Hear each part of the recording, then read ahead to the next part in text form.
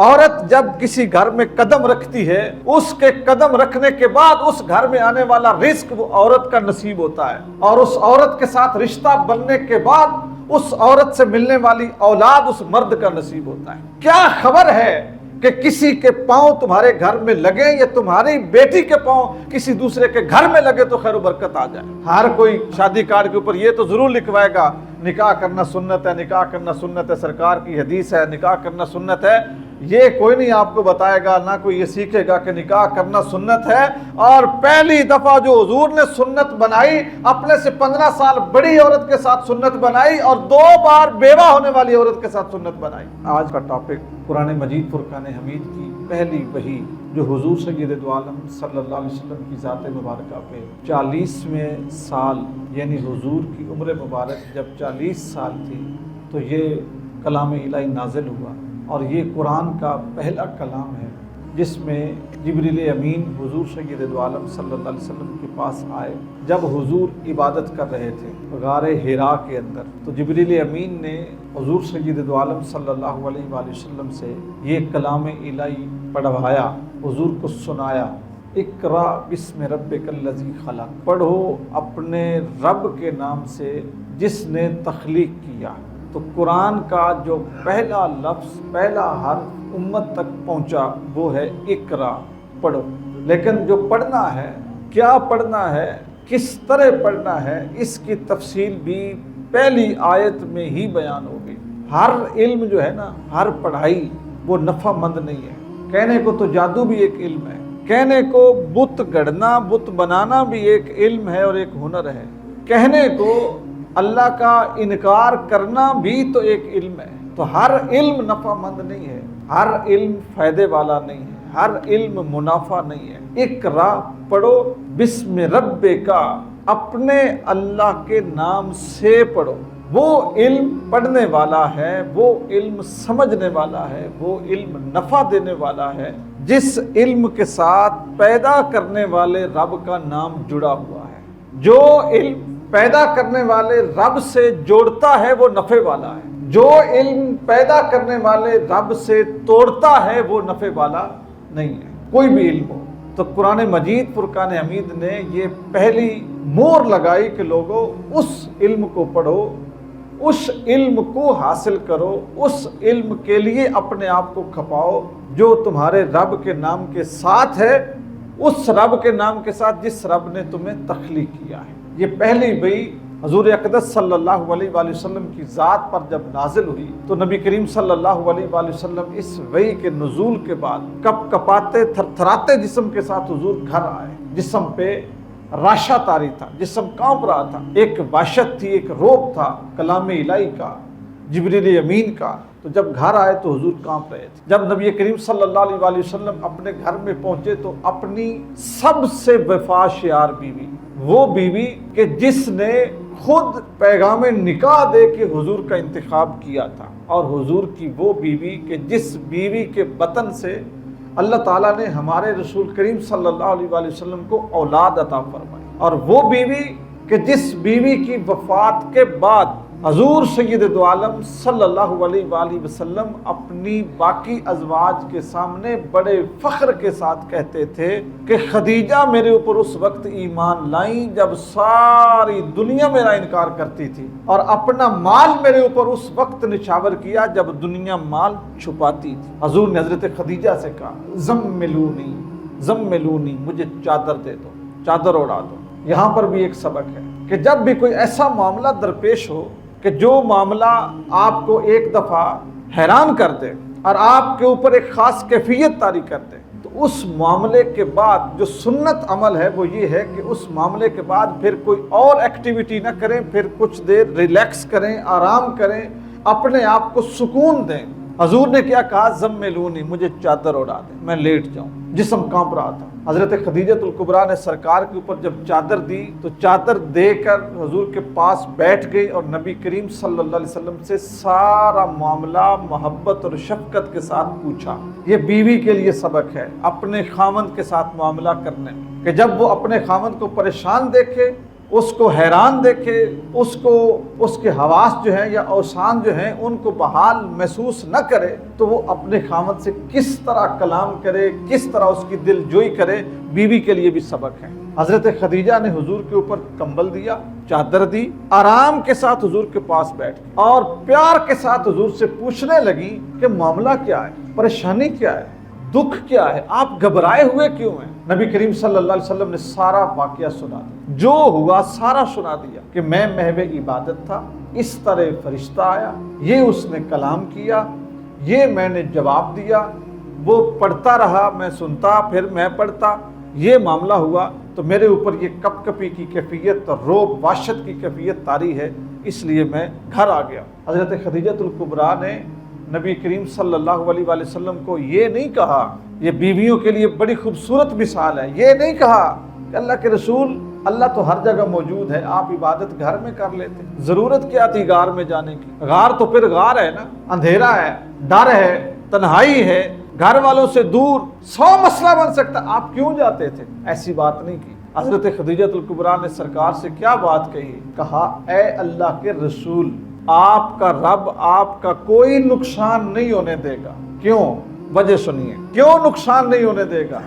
سب سے پہلی بات، آپ یتیموں کے ساتھ نیکی کا سلوک کرتے ہیں، آپ بیواؤں کے ساتھ حسن سلوک کرتے ہیں، آپ غریبوں اور فقیروں کی خبر گیری کرتے ہیں، یعنی آپ کا جو تعلق مخلوق کے ساتھ ہے نا، رحم کا، محبت کا، عطا کا اور ان کی ضرورتوں کو پورا کرنے کا، ان کے دکھ سمیٹنے کا، آپ کا رب آپ کا نقصان نہیں ہونے دے گا۔ یہ دلاسا ہے بیوی کی طرف سے اپنے خامد کے لیے اور ہماری عورتوں کے لیے، ہماری بہنوں کے لیے، ہماری جو مائیں ہیں ان کے لیے یہ ایک سبق ہے کہ جس وقت ان کا خامد، ان کا شوہر کسی پریشانی کے عالم میں گھر آئے تو اس کو تانا نہ دیں، اس کو مینا نہ دیں، اس پہ تنقید نہ کریں، اس کو یہ نہ کہیں کہ تمہیں اس کام کی ضرورت ہی کیا تھی، مجھے تو تم نے بتایا ہی نہیں ہے نا، خود اشارے کرتے ہو نا، تو اب بھگتو، یہ لفظ نہ کہیں۔ اس وقت اسے سپورٹ کریں، اسے سہارا دیں، اس کا آسرا بنے۔ تو یہ جو دلاسا تھا نا، پہلا حضور اقدس صلی اللہ علیہ وآلہ وسلم نے آخری دم تک اس دلاسے کو یاد رکھا۔ ایک مرتبہ نبی کریم صلی اللہ علیہ وآلہ وسلم اپنی ازواج کے ساتھ بیٹھے ہوئے تھے، عید کا موقع آیا تو حضور نے ازواج سے کہا کہ کچھ تحفے، کچھ چیزیں خدیجہ کی سہیلیوں کے لیے بھجوائیں، یعنی جو ان کی زندگی میں ہمارے گھر آتی تھی ان کو ملنے، جن کے ساتھ ان کا یارانہ تھا، دوستی تھی، ان کی سہیلیوں کے لیے کچھ چیزیں بھجوائیں۔ ازواج مطہرات کو پھر کہاں مجال تھی کہ وہ انکار کرتی، لیکن حضرت عائشہ صدیقہ رضی اللہ تعالیٰ عنہ نے ایک بات کہی۔ کیا بات تھی؟ کہا اے اللہ کے رسول، وہ بوڑھی قریشی عورت، نکاح ہوا تھا 40 سال کی عمر میں، فوت ہو گئی 50 سال کی عمر میں، 10 سال نکاح رہا، اللہ کے رسول وہ بوڑھی قریشی عورت جس کے رخسار سرخ تھے آپ کے ذہن سے ابھی نہیں نکلی؟ حضرت عائشہ صدیقہ نے حضور سے پوچھا، اللہ کے رسول صلی اللہ علیہ وسلم غضبناک ہو گئے، حضور غصے میں آ گئے، چشمان مبارک سرخ ہو گئی۔ فرمایا عائشہ کیسی بات کرتی، میں خدیجہ کو بھول جاؤں؟ خدیجہ نے میری اس وقت تصدیق کی جب سارا زمانہ میری تکذیب کرتا تھا، اس نے میرے اوپر اس وقت ایمان لائیں جب میرے اوپر لوگ ایمان نہیں لاتے تھے، کلمہ نہیں پڑھتے تھے۔ عورتوں میں پہلی عورت ہیں جنہوں نے کلمہ پڑھا، حضرت خدیجہ الکبریٰ، اور فرمایا انہوں نے اپنا مال میرے اوپر اس وقت نچھاور کیا جب دنیا مال چھپاتی تھی۔ عائشہ میں اس کو بھول جاؤں؟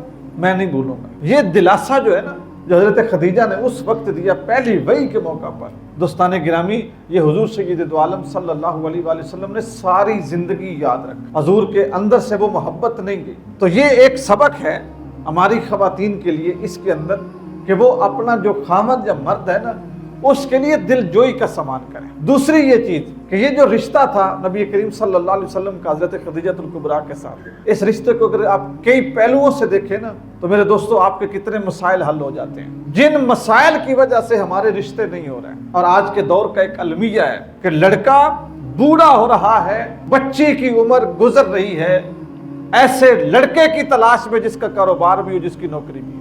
حالانکہ یہ دونوں چیزیں رشتوں میں کوئی رکاوٹ نہیں ہے۔ ایک بات یاد رکھو، عورت جب کسی گھر میں قدم رکھتی ہے، اس کے قدم رکھنے کے بعد اس گھر میں آنے والا رزق وہ عورت کا نصیب ہوتا ہے، اور اس عورت کے ساتھ رشتہ بننے کے بعد اس عورت سے ملنے والی اولاد اس مرد کا نصیب ہوتا ہے۔ کیا خبر ہے کہ کسی کے پاؤں تمہارے گھر میں لگے یا تمہاری بیٹی کے پاؤں کسی دوسرے کے گھر میں لگے تو خیر و برکت آ جائے، یہ فیصلے ہمارے پاس نہیں ہیں۔ لیکن ہمارے رشتے اس وجہ سے لیٹ ہو رہے ہیں اور ہماری نوجوان نسل تباہ ہو رہی ہے، کئی قسم کی غلط جو ہے نا ان کی روشیں اور ان کے طریقے وہ پروان چڑھ رہے ہیں نکاح نہ ہونے کی وجہ سے، اور نکاح کو دن بدن مشکل بنایا جا رہا ہے۔ باقی جتنے سورسز ہیں انٹرٹینمنٹ کے وہ سارے آسان کیے جا رہے ہیں، جن میں زنا بھی شامل ہے۔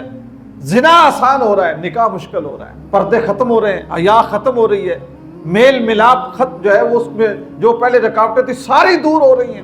زنا آسان ہو رہا ہے، نکاح مشکل ہو رہا ہے۔ اور نکاح کیوں مشکل ہو رہا ہے؟ اس لیے کہ ہم نے اس نکاح کو رسموں میں، رواجوں میں، طور میں، طریقوں میں اتنا مشکل کر دیا کہ سفید پوش بندہ نہ بیٹے کی شادی کر سکتا ہے نہ بیٹی کی شادی کر سکتا ہے۔ میں پچھلے ہفتے میں لاہور گیا، وہاں پر ایک دوست ہمارے ساتھ تھا، تو اس نے مجھے بتایا کہ میری ایک لڑکی کے ساتھ منگنی ہو رہی ہے جس نے MBBS کیا ہوا ہے، ڈاکٹر ہے۔ میں نے کہا اچھا، تمہیں مبارک ہو۔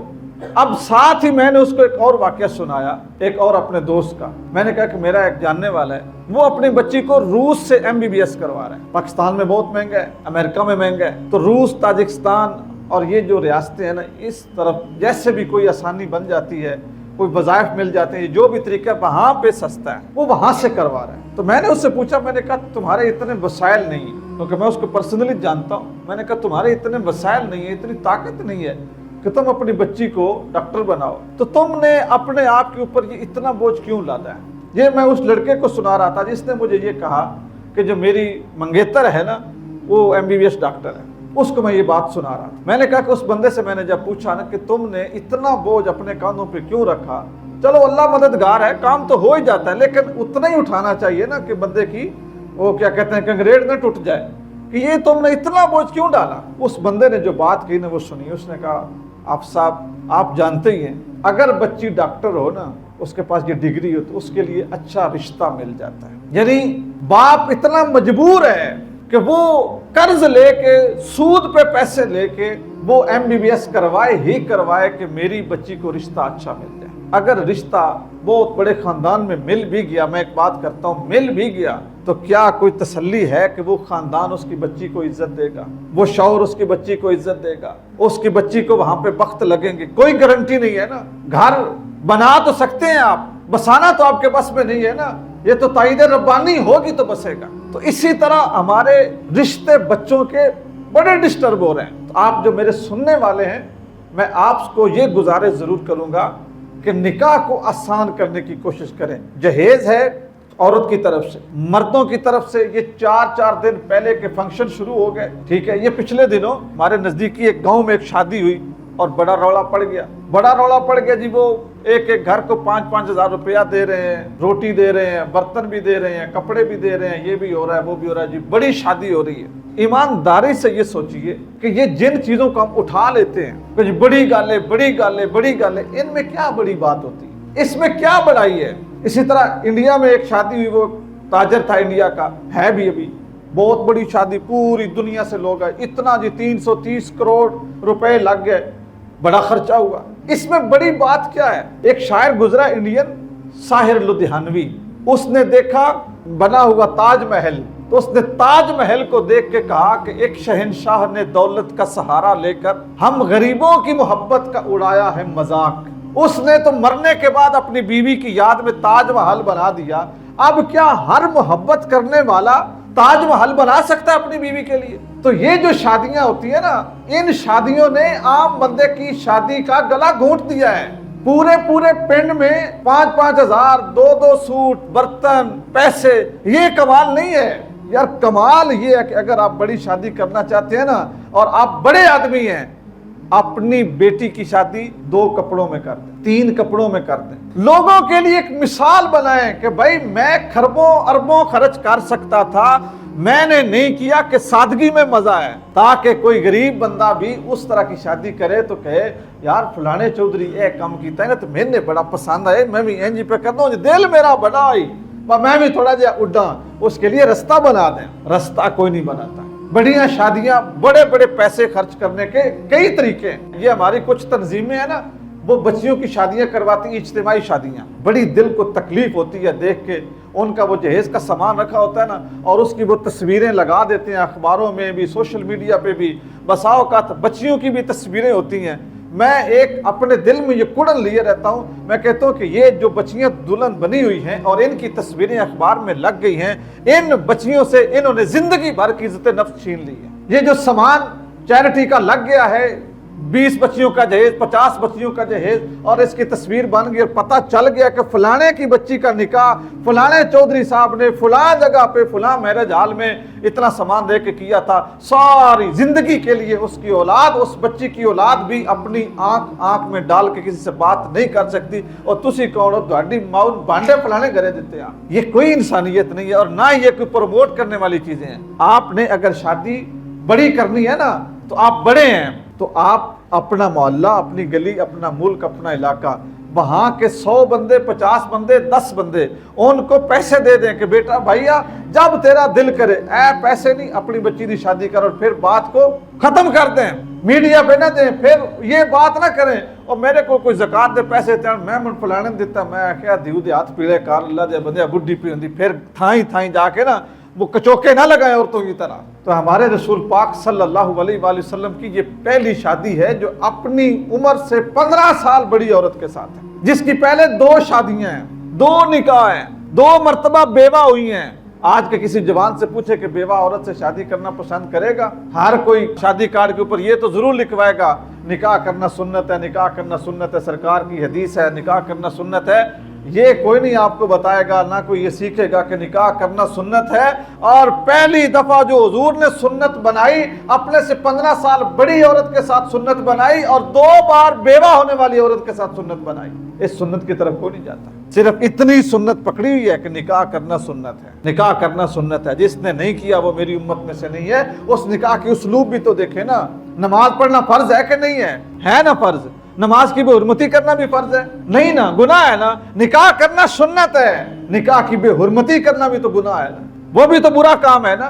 तो हमारे यहाँ अक्सर बेहुरमती हो रही है, उसके कई पहलू हैं, आप मुझसे ज्यादा जानते हैं, क्योंकि मैं तो अक्सर ऐसी शादियों से कतराता हूँ। कार्ड आ भी जाए तो कहता हूँ कि नहीं ये जरूरत जाने की, कि जो देखेंगे ज़ाहिर है साथ एक बच्चा भी जाएगा, खुद भी जाऊंगा, इसी दुनिया का बंदा देखूंगा तो दिल में आएगा यार कभी मैं भी इंजदी करा। तो ना ऐसी चीज देखो, ना दिल में हसरत पालो। नबी करीम सल्लल्लाहु अलैहि वसल्लम ने निकाह को सुन्नत करार दिया, लेकिन इस्लाम में सबसे सस्ता, सबसे सोना, सबसे आसान रिश्ता निकाह है, जिसको हम मुश्किल बना रहे हैं। तो बात हमारी इकरा बिस्मि रब्बिकल लज़ी से चली, और हज़रत खदीजा के पहले दिलासे से, फिर उनकी शादी से होती हुई हमारे मौजूदा रस्मों के ऊपर आ गई।